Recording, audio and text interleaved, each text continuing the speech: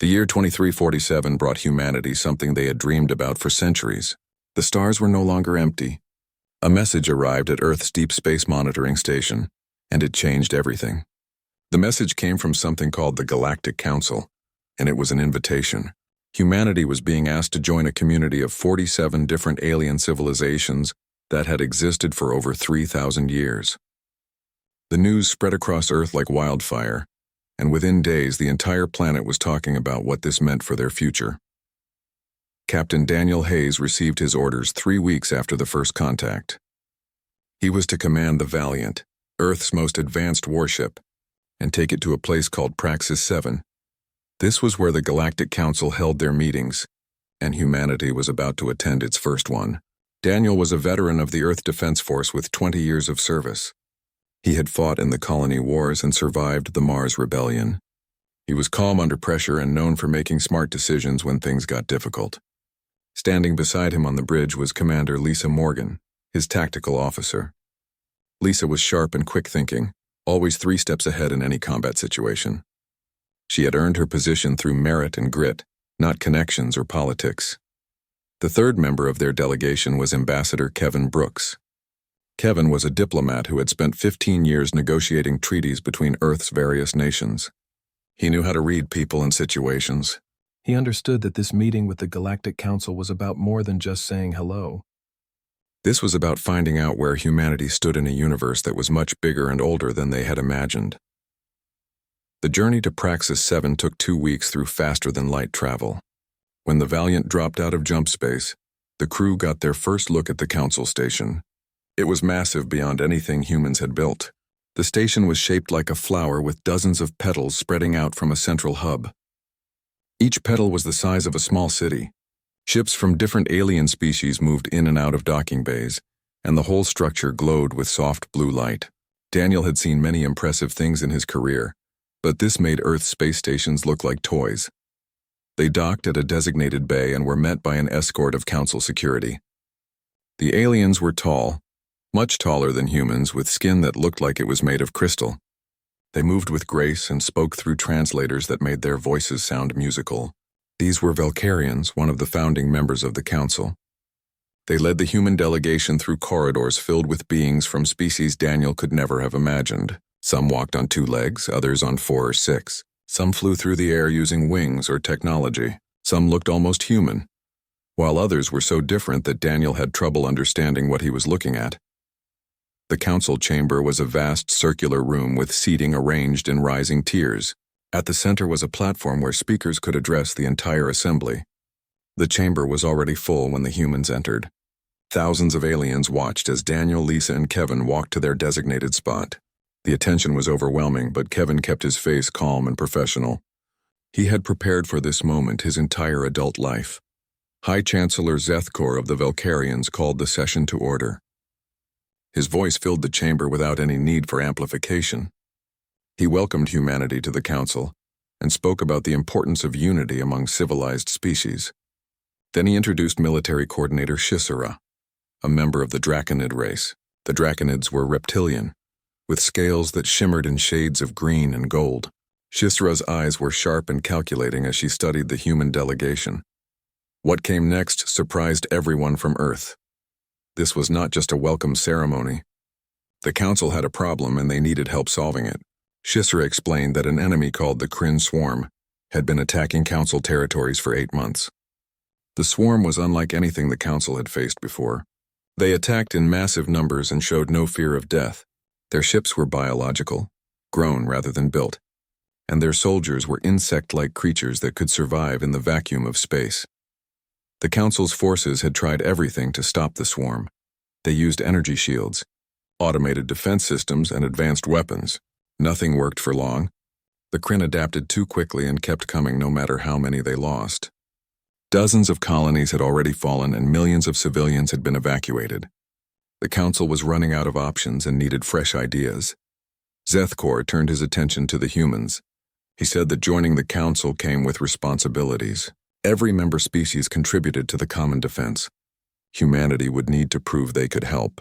Against threats like the Kryn, he proposed that Earth send a military force to help defend a colony world called Tarsus Prime.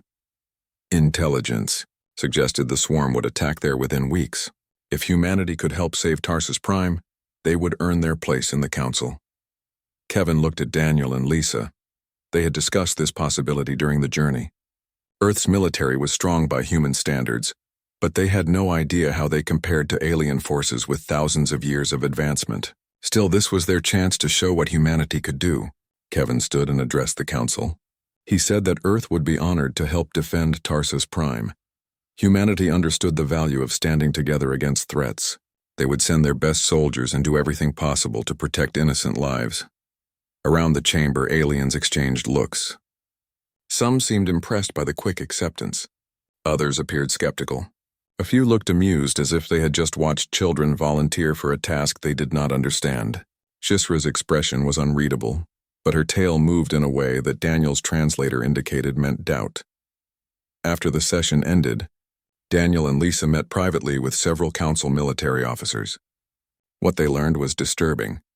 The council's approach to warfare was nothing like Earth's.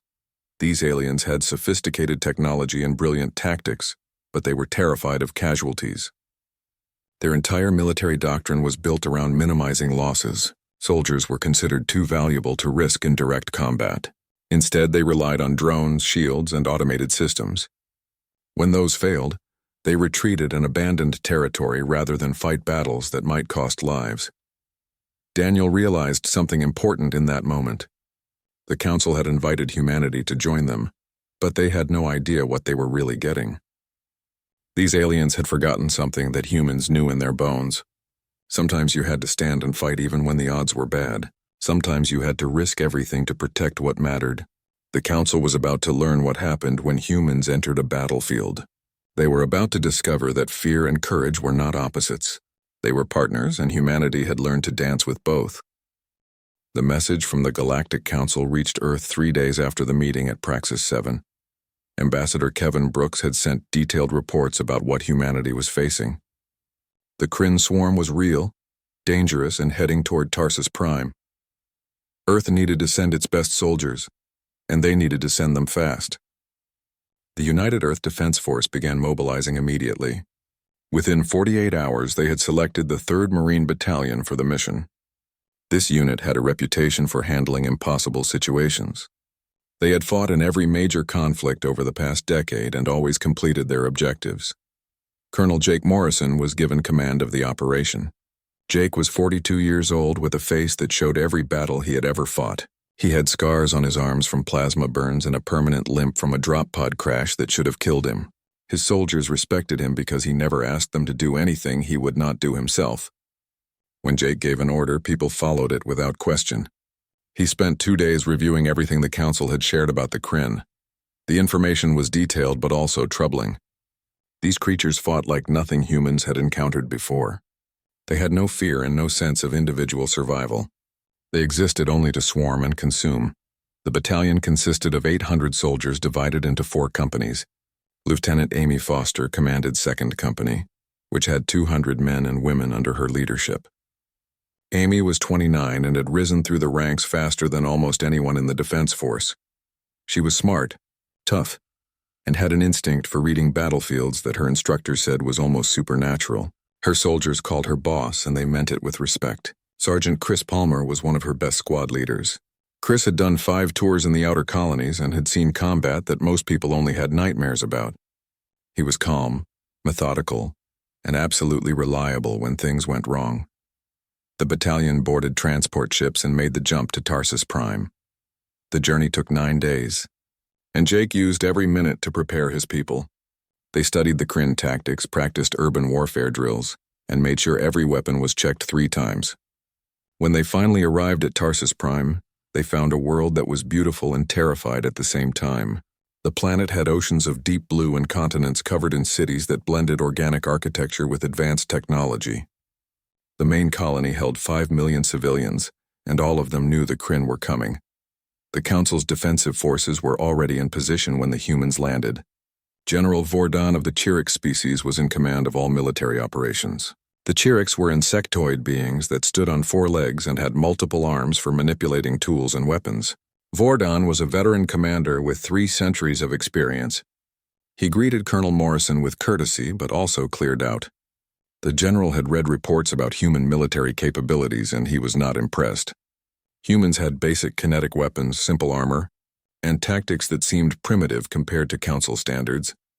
Jake met with Vordan in the main command center, which was a massive underground facility filled with holographic displays and automated systems. The general showed him the defensive plan. All Council forces were concentrated in a tight perimeter around the colony's central district. They had energy shields, automated turrets, and thousands of combat drones. The actual soldiers, the living beings, were positioned far behind these defenses. Vordan explained that this was standard Council doctrine. Technology did the dangerous work while soldiers provided command and control from safe positions. Jake studied the tactical displays and immediately saw problems. The defensive line was too compact and had no depth. If the Kryn broke through the shields, there was nothing to slow them down. The automated systems were sophisticated but predictable. An enemy that adapted quickly would find weaknesses. Jake suggested spreading forces out more, creating multiple defensive layers, and putting actual soldiers in forward positions where they could react to changing situations. General Vordan looked at Jake as if he had suggested setting soldiers on fire. The idea of putting living beings in direct danger when technology could handle it was unthinkable to the Chirics. Vordan explained that Council species valued life above all else. Every soldier represented years of training and irreplaceable experience. Losing soldiers to combat was considered a failure of command. The proper way to fight was to use technology as a buffer and only risk lives when absolutely necessary. The conversation went in circles for 2 hours. Jake tried to explain that sometimes the best defense was aggressive and required soldiers who could think and adapt on the ground. Vordan countered that such thinking was wasteful and barbaric. Finally, they agreed that the human battalion would take a section of the defensive perimeter on the eastern side of the colony. The Council forces would maintain their positions and everyone would see whose approach worked better. Lieutenant Amy Foster brought 2nd Company to their assigned sector. It was an industrial area with warehouses, processing plants, and transportation hubs. The terrain was good for defense if used correctly. Amy immediately began organizing her soldiers. They identified good firing positions, established overlapping fields of coverage, and started digging in. Her platoon sergeant set up ammunition supply points and planned fallback routes. Every soldier knew exactly where they needed to be and what they needed to do.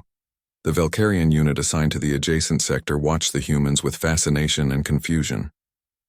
The Valkyrians were elegant beings with crystalline skin that reflected light in beautiful patterns. They moved with grace and spoke in musical tones. Their commander, a female named Lysara, approached Amy to understand what the humans were doing. She asked why they were digging holes in the ground when they had perfectly good prefabricated barriers. Amy explained that dirt and concrete provided better protection than energy fields that could fail. Lysara seemed puzzled by this logic. The cultural differences became more obvious as the days passed. Sergeant Chris Palmer organized training exercises for his squad. They ran live fire drills, practiced hand-to-hand combat, and rehearsed emergency procedures. The Valkyrians watched these activities with growing alarm. The idea of soldiers shooting real weapons near each other seemed incredibly dangerous. When Chris explained that his people needed to stay sharp and ready, the Valkyrians suggested using simulation technology instead. Chris just smiled and kept training his squad the human way. At night, the human soldiers gathered in small groups to talk and joke. They cleaned their weapons, wrote messages to family back home, and shared stories about previous missions. The alien forces found this behavior strange. Council soldiers spent their off-duty time in individual rest pods or engaging with educational programs. They did not form these tight social bonds that humans seemed to need. General Vordan observed the humans and wrote in his reports that they were an odd species that seemed to function more like pack animals than modern soldiers. Colonel Jake Morrison walked the defensive line every evening. He checked on his people and made sure they had everything they needed. He could feel the tension building. The Kryn were coming, and when they arrived, everything would change. Jake had fought many battles in his career, but this would be different. This time, humanity was not just fighting for themselves. They were fighting to show the galaxy what humans were capable of. They were about to teach these advanced civilizations a lesson that they had forgotten somewhere in their 3,000 years of peace. Sometimes survival required more than technology and careful planning. Sometimes it required the willingness to stand in harm's way and fight like your life depended on it. Because it absolutely did. The warning alarms began screaming at 4 in the morning. The Kryn swarm had arrived 2 days earlier than expected, dropping out of jump space with a fleet that made the sensor displays light up like a cityscape at night. Colonel Jake Morrison was in the command center within 3 minutes. He looked at the tactical screens and felt his stomach tighten. The enemy ships numbered in the hundreds, and each one was massive. They were not built like normal spacecraft. These vessels looked alive, with organic curves and surfaces that seemed to pulse with movement. They were bioships, grown rather than constructed, and they were heading straight for Tarsus Prime. General Vordan stood at the main console with several of his staff officers. The Chirix commander's mandibles clicked together rapidly, which Jake had learned meant he was stressed. Vordan activated the outer defensive systems. Energy shields powered up across the perimeter. Automated turrets came online and began tracking targets. Thousands of combat drones launched from their bays and formed protective screens around key positions. The Council's defense grid was impressive, and for the first few minutes it seemed like it would be enough. The Kryn bioships reached orbital range and began releasing their cargo. Pods, thousands of them, shot down toward the planet's surface like a meteor shower. Each pod contained dozens of Kryn warriors. The creatures themselves were nightmares made real. They looked like insects but were the size of large dogs. Their bodies were covered in thick black carapace armor. They had 6 legs ending in sharp claws and mandibles that could tear through metal. Most terrifying was that they could survive in vacuum. They did not need atmosphere, pressure suits, or life support. They just came down from space and started killing. The first wave hit the outer defensive perimeter on the northern side of the colony. The energy shields caught most of the pods and destroyed them on contact. Automated turrets fired in precise patterns, shooting down hundreds more. Combat drones engaged the creatures that made it through, using plasma weapons and kinetic rounds. For 10 minutes, the Council's defense systems performed exactly as designed. General Vordan allowed himself a moment of satisfaction. Then everything changed. The Kryn began adapting. They stopped coming in straight lines and started using evasive patterns. They swarmed over the energy shield emitters, and their weight and claws overwhelmed the generators. Sections of the shield wall flickered and died. The creatures poured through the gaps in waves. They grabbed combat drones out of the air and tore them apart with raw strength. The automated turrets kept firing, but there were too many targets. The Kryn kept coming no matter how many fell. Within an hour, the northern defensive line was collapsing. General Vordan made the decision that Council doctrine demanded. He ordered a full retreat to the secondary defensive position, closer to the colony center. The automated systems would be abandoned but could be replaced. Soldiers would fall back to stronger positions and regroup. It was logical, calculated, and exactly what the Kryn expected. The Council forces began their withdrawal in perfect order, moving along predetermined routes to prepared positions. Colonel Jake Morrison received the retreat order in the human sector on the eastern perimeter. His battalion had not been hit yet, but he could see on the tactical displays that the Kryn would reach them within minutes. The creatures were spreading out from their initial landing zones and moving to encircle the entire colony. General Vordan's message was clear. All forces were to fall back immediately. Jake looked at the screen, then looked at his officers. Lieutenant Amy Foster stood beside him, along with Sergeant Chris Palmer and the other company commanders. They all knew what retreating meant. The eastern approaches would be left wide open. The Kryn would pour through and hit the secondary line from multiple directions. Jake opened a channel to General Vordan. He said the 3rd Battalion would hold their position. They would buy time for the Council forces to establish their new defensive line. Vordan responded immediately, his translator making his alarm clear.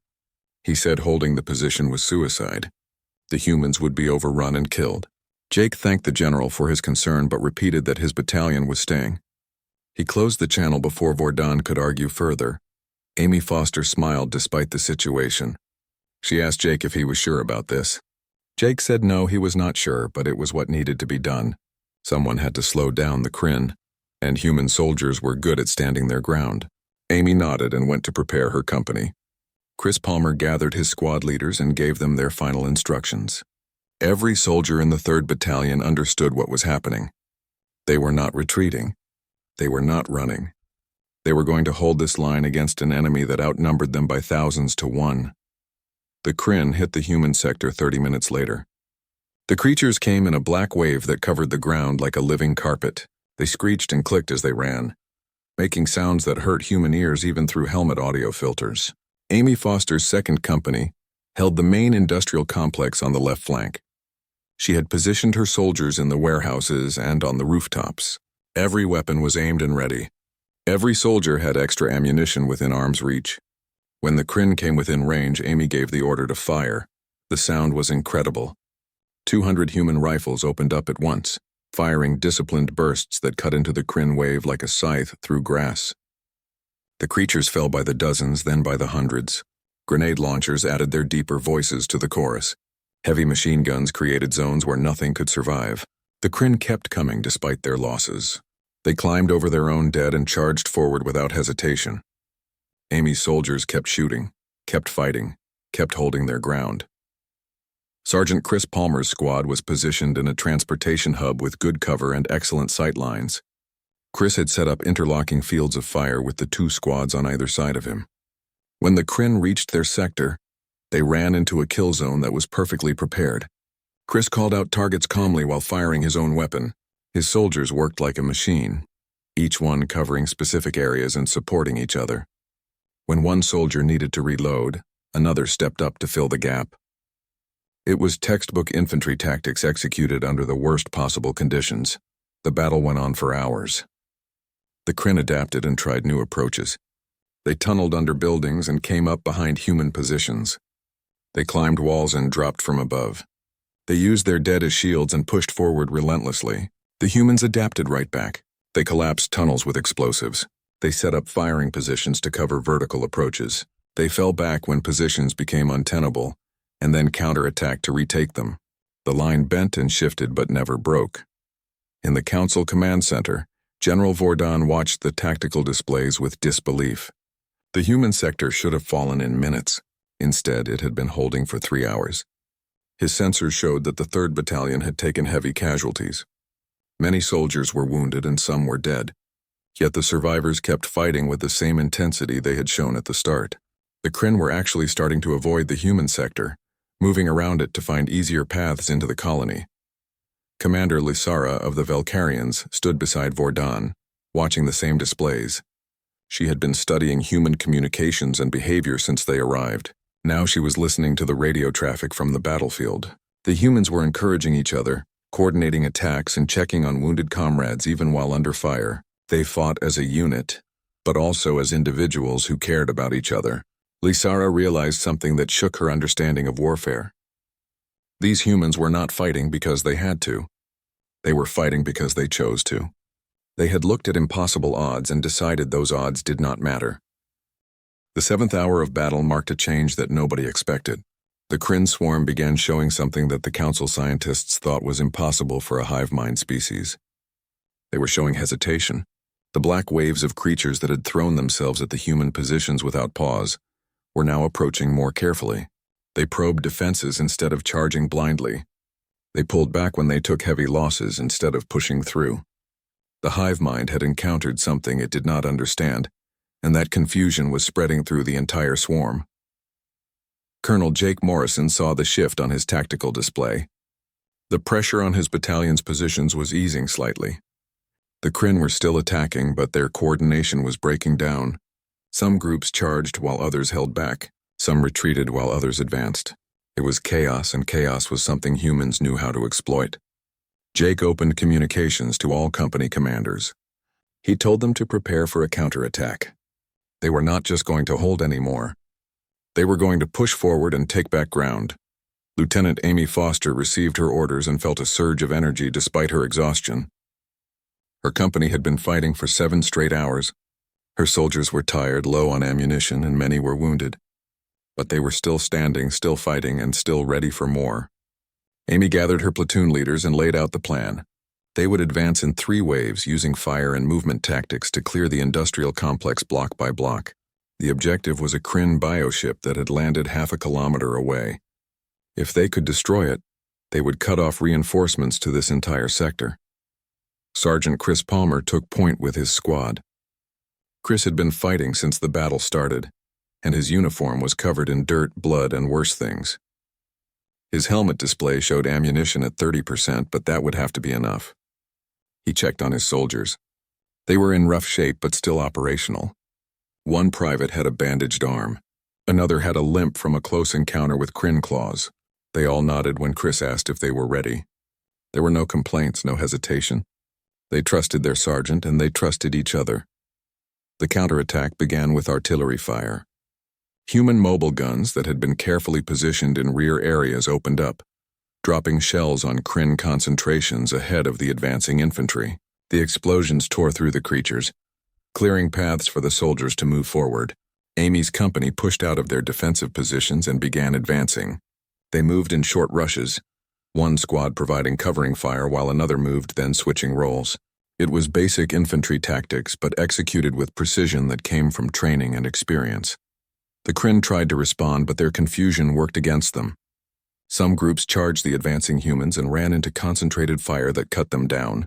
Other groups retreated toward their bioship, exactly where the humans wanted them to go. Chris Palmer's squad fought through 3 blocks of warehouses, clearing each building methodically. They used grenades to clear rooms and covered each other's movements perfectly. When they encountered heavy resistance, they called in fire support from heavy weapons teams. The advance was steady and unstoppable. General Vordon watched the tactical display in the command center with his mandibles hanging open. The humans were not just holding anymore. They were attacking. They were pushing into enemy territory against an enemy that still outnumbered them. This went against every principle of modern warfare that the Council had developed. You did not attack when you were outnumbered. You did not risk soldiers in offensive operations when defensive positions were available. Yet here were these humans doing exactly that, and somehow it was working. Commander Lysara stood beside the general and tried to understand what she was seeing. She had been analyzing human behavior and communications throughout the battle. Now she was beginning to grasp something profound. The humans were not fighting despite their fear. They were fighting because they had learned to act through their fear. Every species in the Council had advanced so far technologically that they had forgotten what it meant to face danger directly. They used shields, drones, and automation to keep themselves safe. Humans used their bodies, their weapons, and their will. They had not evolved past fear. They had evolved to face it. Amy Foster's company reached the Kryn bioship after 40 minutes of hard fighting. The vessel was huge up close, maybe 100 meters long, with organic curves and surfaces that pulsed with life. It was still disgorging Kryn warriors from openings along its sides. Amy called up her heavy weapons specialists and directed them to target the ship's weak points. Shoulder-fired missiles streaked toward the bioship and exploded against its hull. The ship shuddered and made a sound like a dying animal. More missiles followed, and then explosive charges planted by demolition teams. The bioship began to collapse, its organic structure failing as flames spread through its interior. The destruction of the bioship sent shockwaves through the Kryn forces. The creatures in that sector suddenly lost coordination completely. They scattered in all directions, some trying to retreat to other landing zones, others just running aimlessly. The humans pressed their advantage, pushing forward and clearing more territory. Other human companies followed Second Company's success, launching their own attacks and destroying more bioships. The tide of battle was turning. General Vordon made a decision that would change everything. He had been watching the humans fight with a courage and determination that shamed his own careful tactics. These newcomers to the galaxy were showing the Council what real warfare looked like. Vordon opened communications to all Council forces. He ordered them to advance. For the first time in living memory, Council soldiers were being told to leave their protected positions and join a direct assault on the enemy. The Valkyrian units were the first to respond. Commander Lysara led her soldiers forward, following the paths the humans had cleared. The elegant crystalline beings had never fought like this before. They had always relied on technology to keep them safe. Now they were moving into danger alongside the humans, and despite their fear, they kept going. The Draconid units followed, their reptilian commanders rallying soldiers who had never expected to see close combat. Even the Chirics, despite their cautious nature, moved forward to support the attack. The combined force of humans and Council species swept across the battlefield. The Kryn swarm, already confused by the human tactics, could not handle this coordinated assault. Their hive mind had evolved to exploit fear and hesitation. When faced with enemies who charged forward despite losses, enemies who fought together with determination, the swarm had no answer. The creatures began a full retreat, abandoning their landing zones and rushing back to their bioships. Sergeant Chris Palmer and his squad pushed into a Kryn staging area and found it nearly empty. The creatures were fleeing. Chris called it in to Amy, who passed the information up the chain. Across the entire battlefield, the same thing was happening. The Kryn were running. The defense of Tarsus Prime had become a victory. The cost had been terrible. The 3rd Battalion had started with 800 soldiers. Now they were down to fewer than 500 combat-effective troops. Many were wounded. Some would never fight again. The losses would be considered catastrophic by Council standards. Yet when Colonel Jake Morrison walked through the human positions after the battle, he found soldiers already working to improve defenses for the next attack. Wounded troops were helping each other to medical stations. Sergeant Chris Palmer, with a bandaged leg and ribs that were probably cracked, was organizing ammunition resupply for his squad. Lieutenant Amy Foster, despite a concussion and burns on her arms, was writing reports and checking on her people. They were hurt, exhausted, and had been through hell, but they were not broken. They were still ready to fight if needed. General Vorden visited the human field hospital and could not understand what he was seeing. These soldiers should be devastated by their losses. Instead, they were already preparing for what came next. The news of what happened at Tarsus Prime spread through Council space faster than any ship could travel. Within 3 days, every civilized world knew about the battle. They knew about the Kryn swarm's retreat. They knew about the human battalion that held impossible positions against overwhelming odds. They knew that 800 soldiers from a species barely known to the galaxy had changed everything. The story was told and retold, each version adding details about human courage and determination. Some council members dismissed it as exaggeration. Others began asking questions about who these humans really were. Ambassador Kevin Brooks received a priority message while still on Earth. He was being summoned back to the council station immediately. High Chancellor Zethkor wanted to address the full assembly, and humanity needed to be present. Kevin made arrangements and departed within hours. This time his journey was different. When his ship docked at Praxis 7, there were no skeptical looks or condescending remarks from the alien species manning the station. Instead, there was curiosity and something that looked very much like respect. Captain Daniel Hayes accompanied Kevin to the council chamber. The room was packed with representatives from all 47 member species. The atmosphere was tense with anticipation. Everyone wanted to understand what had happened at Tarsus Prime. They wanted to know how a primitive species with basic weapons had accomplished what the Council's advanced forces could not. High Chancellor Zethkor called the session to order, and the massive chamber fell silent. Colonel Jake Morrison stood beside Kevin and Daniel. Jake had been ordered to attend this meeting to give a first-hand account of the battle. He was still recovering from injuries sustained during the fighting. His left arm was in a medical brace, and he moved with the careful precision of someone dealing with cracked ribs. But he stood straight and proud, wearing his uniform with the dignity of a soldier who had done his duty and survived. Zethkor began speaking, his crystalline features reflecting the chamber's light in patterns that seemed almost emotional. He addressed the council with words that nobody expected to hear from the proud Valkyrian leader. He said the council had become comfortable over the centuries. They had built sophisticated defenses and relied on technology to keep them safe. They had forgotten that some enemies could not be defeated through calculation and careful strategy alone. The Kryn swarm had exposed this weakness, and it had taken a newcomer species to show them the solution. Military Coordinator Shisra stepped forward to present her analysis of the battle. The Draconid commander's scales shifted colors as she spoke, showing shades of green that indicated respect and admiration. She explained that human tactics were not sophisticated by Council standards. They used basic weapons, simple strategies, and straightforward approaches to combat. Yet these simple methods were executed with a level of courage and determination that made them devastatingly effective. The humans had shown the Council something they had lost somewhere in their 3,000 years of peace. They had shown them how to fight when victory was not guaranteed. Shisra proposed sweeping changes to Council military doctrine. She suggested that all member species needed to relearn the fundamentals of warfare. Technology was valuable, but it could not replace the willingness of soldiers to stand and fight. She recommended establishing joint training programs where human instructors would teach council forces these principles. More importantly, she proposed that humanity be given full membership in the council immediately, not as junior partners but as equals. The vote was called and the result was unanimous. Humanity was now a full member of the Galactic Council. Colonel Jake Morrison was asked to address the assembly. He walked to the central platform slowly, his injuries making the journey difficult. When he reached the speaking position, he looked around at thousands of alien faces watching him. Jake was not a politician or a diplomat.